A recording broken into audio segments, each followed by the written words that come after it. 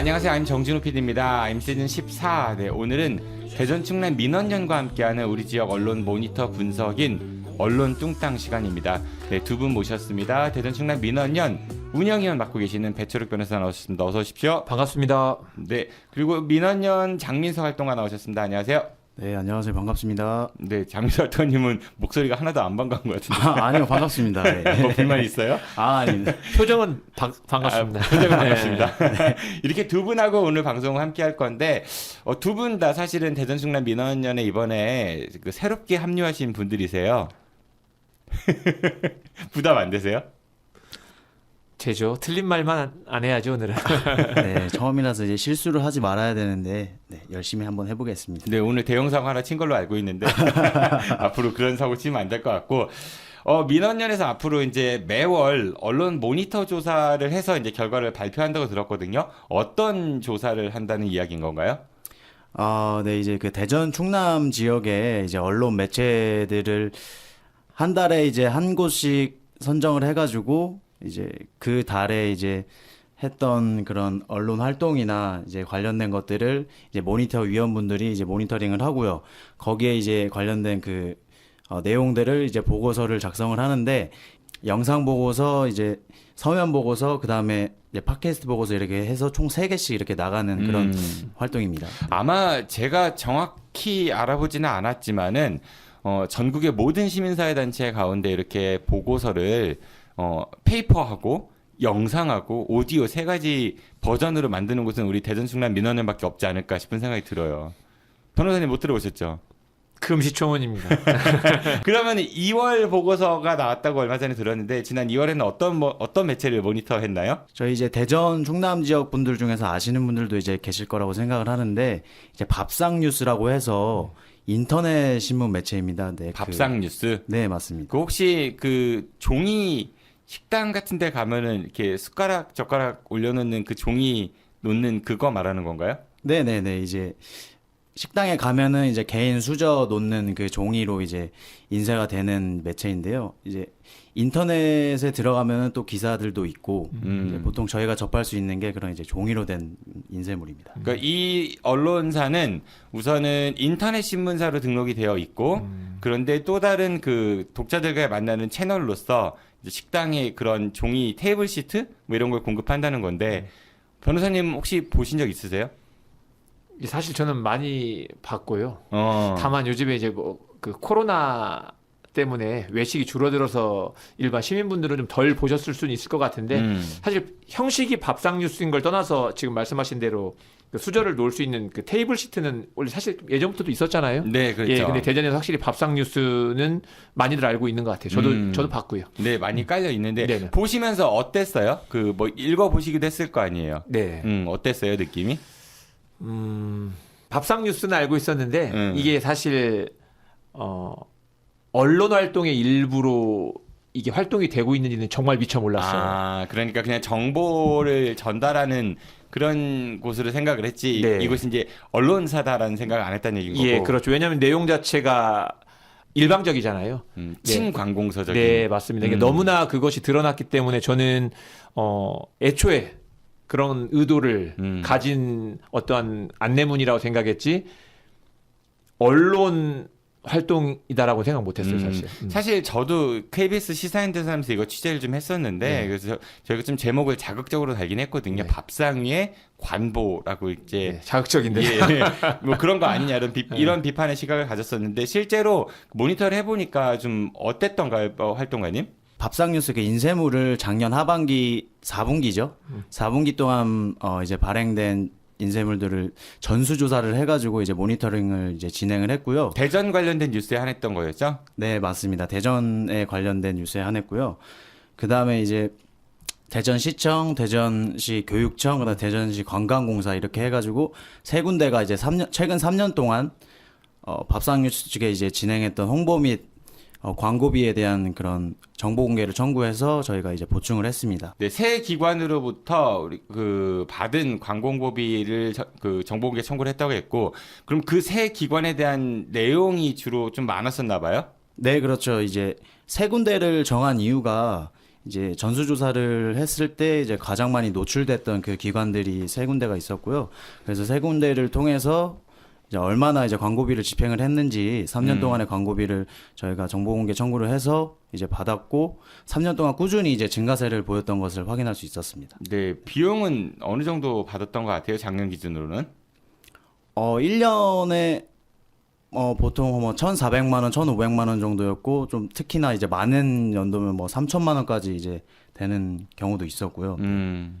그래서 뭐 1,000만 원 단위였던 것 같습니다. 그러니까 이게 지금 세 기관만 그렇다는 건데 다른 기관들에서도 광고홍보비가 집행됐을 가능성이 있잖아요, 그렇죠? 네, 그렇죠. 예, 그러면은 그 비용은 더 커질 수 있다, 뭐 이렇게 볼 수 있을 것 같고 사실 저도 이거 취재를 하면서 작년에 유독 굉장히 많이 증가했더라고요. 대전시도 그렇고 대전시 교육청도 그렇고 뭐 선거가 다가와서 그런가요? 관광부서 글쎄요 선거는 올해이긴 하지만은 그래서 제가 이제 물어봤어요. 왜 작년에 이렇게 증가했습니까?라고 물어보니까 대전시나 대전시 교육청에서는 밥상뉴스가 굉장히 저변에 잘 깔려 있어가지고 홍보 효과가 좋아서 그렇게 했다라고 이야기를 해요. 그런데 밥상뉴스 그 발행인께서는 줄여나가고 있는 추세다. 관공서로부터 받는 광고비를 전체 매출에서 줄여나가는 추세다라고 말씀하셨지만은 실제로는 지출액은 좀 많이 늘어났다. 대전시도 그렇고 뭐 그렇게 볼 수 있을 것 같아요. 그러다 보니까 아무래도 매출의 상당 부분을 관공서에 의존하다 보니까 언론으로서 이제 비판 기능 이런 것보다는 좀 지나치게 관공서 홍보성 관련된 내용이 많은 거 아니냐 뭐 이런 지적을 해봤던 것 같은데 어떠세요, 변호사님, 이런 현상에 대해서? 일단 저는 좀 본질적으로 보고서를 저도 봤을 때 광고비와 홍보비를 지출했다고 하잖아요. 뭐 좋다는 거예요. 광고비와 홍보비를. 그러면 광고와 홍보를 하면 되는 거잖아요. 그러니까 일단 기사와 광고물은 별개고요. 예를 들면은 그 밥상뉴스의 기사는 기사고 대전시청 혹은 대전시 교육청 관광공사를 홍보하는 내용이 나뉘어 있으면 상관없는데 그냥 혼재되어 있는 거거든요.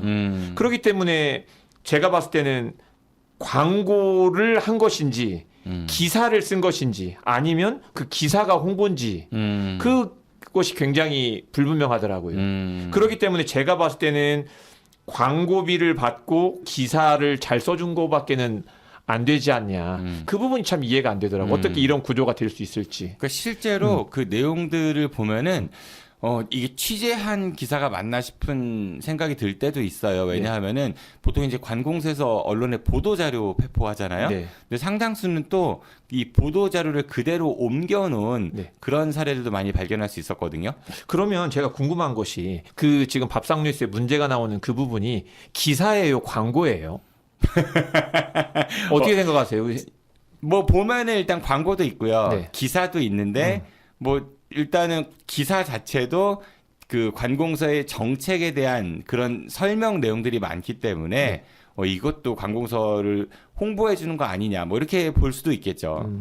예, 저는 그래서 본질적으로 그렇게 뭐 편향 약간 시민분들께서도 그 부분이 어떤 객관적이다라고 인식하시지는 못하는 것 같고요. 저도 한 명의 시민으로서 다만 더 본질적으로 이게 과연 이게 기사인가 아니면은 그냥 단순히 광고비나 홍보비를 받았으니까 광고나 홍보를 한 행위인가 그 부분 자체가 본질적으로 의문이 좀 들었습니다. 그러니까 대전시나 아니면 대전시를 비롯한 그 행정기관들이 자신들의 시책을 홍보할 수는 있어요. 네, 맞습니다. 그렇죠. 그거는 네. 그 당연히 뭐 공보실도 있고 그러니까. 네. 그런데 이곳이 이제 언론사라고 하면은 맞습니다. 그런 그 시책에 대해서 시민들에게 알려주는 그런 정보 전달의 기능도 필요하겠지만은 네. 동시에 그 정책이 제대로 작동하고 있는가 네. 아니면 올바로 수립된 것인가에 대한 분석 내지는 네. 잘못된 사례에 대한 비판도 함께 하면 좋겠는데 네. 이제 그런 것들을 찾아볼 수가 없어서 좀 맞습니다. 아쉽다라는 게 예. 민원연의 생각인 것 같고 네. 맞아요, 활동가님? 네, 맞습니다. 그런데 또 일각에서는 이런 지적도 하거든요. 사실은 언론이라는 게 최근에는 상당히 경계가 불분명해졌다. 네. 뭐 1인 유튜버들도 굉장히 많고 저희가 지금 녹음하는 팟캐스트 같은 종류의 것들도 있고 그리고 또 언론마다도 이제 성격이 다 다르다. 예를 들어서 무슨 증권 관련된 그런 잡지가 있을 수도 있고 뭐 승마 관련된 잡지가 있을 수도 있고 여행 관련된 잡지가 있을 수도 있고 그런 것들이 꼭 그 정책을 비판을 담아야 하느냐 그렇지는 않지 않느냐 뭐 이런 지적을 하는 분들도 계시거든요. 그래서 밥상뉴스도 이 정보 전달 기능에 충실한 곳이지 이곳이 어떤 그 행정에 대해서 비판을 하는 그런 기능을 꼭 굳이 할 필요가 있느냐 뭐 이렇게 반론을 제기하신 분들도 있더라고요. 근데 그 반론이 좀 바로 수긍이 안 되는 게 광고비나 홍보를 받았으면 광고와 홍보를 해주면 되는 거예요. 예를 들면. 그리고 기사는 별개라는 건데 그 광고와 홍보를 해주는 것 자체를 뭐라고 하는 게 아니라 기사라는 수단으로 그걸 해준다는 게 문제라는 거죠. 예, 그러니까 언론사니까 예를 들면 일반 일간지를 딱 보면 뭐 삼성전자, 현대자동차 광고 있지 않습니까? 네. 그러니까 언론사도 광고할 수 있다라고 봐요. 돈을 받았으니 광고해 주는 거죠. 다만 스트레이트 기사 형식으로 광고를 해주면 안 되는 거잖아요. 그러니까 그 부분에 대해서 저는 그 일단 원칙적으로 그 경계가 완전히 허물어져 있다. 그 부분이 뭐 큰 문제라고 보고 그게 나눠진다고 한다면 그 다음 논의로 넘어갈 수 있을 것도 같고 뭐 그런 기분입니다. 네. 그리고 또 한 가지 저희가 이번에 그 모니터를 하면서 발견한 게 이곳에 이제 편집을 하셨던 분이 얼마 전에 이제 일을 그만두시고 회사를 그만두시고 다가오는 지방선거에 출마하시려는 어떤 정치권 인사의 캠프에 합류했다 뭐 이런 이야기가 있었거든요. 아, 근데 사실 우리 지역에 많은 분들께서요, 언론인들 가운데 뭐 아닌 분들이 훨씬 더 많겠지만은 이렇게 선거철만 되면은 뭐 특정 정치권에 합류했다가 당선되면은 뭐 소위 어공이라고 하죠. 어쩌다 공무원, 이렇게 그런 정무직 별정직 공무원이 되기도 하고 만약에 낙선하면은 다시 언론계로 돌아와서 뭐 회사에 복귀하든지 아니면은 새로운 언론사를 만들어서 이런 비슷한 활동들 하는 너무 많았거든요. 근데 이번에 밥상뉴스에 이제 그 편집국에 계셨던 분도 일단은 합류를 하셨어요. 이런 현상들 어떻게 봐야 될까요? 사실은 뭐 이제 사실관계는 당사자들만 알겠지만은 좀 까놓고 말해서 까놓고 말하세요. 네. 주변에서 봤을 때는 의심이 될 수밖에 없는 상황이고 원칙적으로 한다면 그렇게 하지 않는 게 학교에서도 그렇게 배웠고 네. 학교에서 배웠고 네, 학교에서 그렇게 배웠습니다. 네, 학교에서 배웠대요. 어때요, 변호사님? 예, 아니 저도 뭐 원칙적으로 뭐 사소한 일 같아도 이런 것들이 모이면 그 자체로 그냥 언론이나 그 매체에 대한 신뢰를 다 떨어뜨리는 거잖아요, 사실. 근데 이게 뭐 학교에 가면 이제 폴리페서라고 교수님들 정치 때 출마하셨다가 되면 가시고 안 되면 다시 교실로 강의실로 돌아오시고 뭐 어느 직종에든 있을 것 같아요. 뭐 저희 법조계에도 항상 예, 정치 많죠. 제일 많지 않아요? 정치하세요 혹시 우리 아이고, 변호사님? 안 한다고 했어요. 예, 네. 그러니까 그 뭐 모든 영역을 불문하고 일어나는 일인데 이게 단순히 어떤 직업 선택의 자유나 어떤 그들의 행동을 제약할 만한 것은 없잖아요. 그렇죠. 뭐 네. 누구나 선택의 자유는 선택의 있으니까. 자유고 직업 선택의 자유도 있고 뭐 직업 수행의 자유도 있고 여러 가지가 자유가 있기 때문에 뭐라고 할 수는 없을 것 같아요. 근데 참 많은 신뢰를 깎아먹는다. 그 점에 대해서는 분명히 인식을 하셔야 될 것 같아요. 저는 두 가지 이 생각이에요. 하나는 이제 변호사는 그렇다 쳐도요. 뭐 자유직업이니까 뭐 판사나 검사 뭐 이런 분들 법조인들 가운데 아니면은 고위 행정관료들 그리고 언론인들은 가급적이면 정치 안 했으면 좋겠거든요. 왜냐하면 그 업무가 상당히 중립성을 요구하는 일들인 거잖아요. 그래서 시민들이나 국민들이 그만큼의 권한을 인정해 주는 거고요. 그런데 결국은 본인의 정치적인 그런 그 지향점을 위해서 그 직종이 이용당했을 측면이 상당히 많거든요. 아, 진짜 너무 중요하고 본질적인 얘기 해주셨는데 사실은 뭐 조금 얘기 확대해 보면 뭐 전관 예우랑 비슷한 거잖아요. 그렇죠. 예를 들면 판사님들이 퇴직을 하고 나서 변호사를 개업하면 엄청나게 많은 돈을 많이 받죠, 일반 변호사들보다. 근데 그들이 그런 지식을 갖게 된 것이 과연 자기의 능력인지 아니면 국가가 판사에게 준 권한 그런 것들인지 이게 그것이 결국 자기가만 잘나서 그러한 암묵지를 머리에 담고 나온 게 아니잖아요. 그런데 그것을 이제 오로지 사익을 위해서 사용하는 것이 사실 그 정관예우를 비난하는 굉장히 중요한 지점인데 지금 말씀하신 것처럼 언론인도 헌법에서 언론의 자유를 보장하고 어디서든 언론의 취재를 보장하는 것들은 그런 국민의 알 권리를 보장하기 위해서 많은 힘을 준 거잖아요. 그렇죠. 예. 근데 그 힘을 통해서 많은 정보를 얻고 관계를 형성하고 권력을 얻었는데 그것을 이제 개인의 영달을 위해 사용하는 거니까 지금 말씀하신 대로 큰 구조로 보면 잘못된 거죠. 네. 네. 사실 언론인 안 했으면은 뭐 쉽게 뭐 맞습니다. 일반적인 정치인들 만날 수 있겠어요? 맞습니다. 어렵잖아요. 그렇죠? 맞습니다. 네. 그렇기 때문에 그런 거 하나 있고 더 큰 문제는요. 지역 언론계예요. 저는 개인적으로. 왜냐하면은 이번 대선을 앞두고 그 JTBC의 이정원 기자인가요? 네. 그리고 YTN의 안기령 앵커가 방송을 하다가 그만두고 바로 이제 이재명 그 후보 캠프에 갔었어요. 그래가지고 JTBC나 YTN 그 노조에서 상당히 유감을 표하는 성명을 발표했거든요. 네. 근데 우리 지역 언론계는요, 기자들은 이런 현상에 대해서 별로 얘기를 안 해요. 그러니까 예를 들어서 밥상뉴스 구성원들이 규탄해야 되는 거거든요, 이건요. 그리고 다른 언론사 출신 기자들이 이러한 행태를 보였을 때 그 언론사 기자들이 선별 인정할 수 없다 내지는 그런 적어도 그런 움직임들 자정 노력이 있어야 되는데 그런 모습이 전혀 그동안 보이지 않았다는 거를 지적하고 싶어요. 맞습니다. 그게 사실 맞는 얘기만 하죠. 예, 아니 맞는 얘기고 너무 맞는 얘기고요. 그렇게 바로 퇴직 후에 어디로 자리를 옮긴다는 것이 결과적인 얘기지만 그 전에 본인이 했던 언론 취재나 이런 것들에 대한 객관성을 소급해서 훼손시키는 거잖아요. 그리고 그 일을 계속해 나가야 될 후배들의 그런 어떤 객관성도 훼손시키는 거고. 참 저도 개인적으로는 네. 맞는 얘기. 네. 제가 맞는 얘기 잘해요. 네, 네. 어때요, 우리 장미사 활동가님은? 항상 맞는 말씀을 하시는데 사람이 기계가 하면은 상관이 없는데 사람이 이제 일을 처리하다 보니까 뭐 며칠 전까지 같이 뭐 살 맞대면서 근무하던 선배가 퇴직을 하고 거기로 갔는데 그 집단에 대해 어떻게 그 언론인으로서 정말 칼같이 비판하기가 힘든 거라고 보거든요. 사람이기 때문에. 그래서 문제들이 많이 생기기 때문에 그런 거는 이제 지양해야 되는 거 아닌가 이런 생각이 듭니다. 그러니까 적어도 개인에 대해서 뭐라고 할 수 없으면 노조라도 아니면 그 기자협회라도 그런 얘기를 좀 하면 좋겠는데 그래서 이제 지역 언론계가 좀 이런 현상에 대해서 좀 자성하는 목소리를 내는 그런 움직임 좀 보이면 좋겠다 이런 생각이 들어요. 그리고 이게 사실은 비단 밥상뉴스만의 문제는 아니거든요. 다른 언론사들도 지금 얼마 전에 그 충남대학교 언론정보학과 김재원 교수님이 발표하신 자료에 따르면요.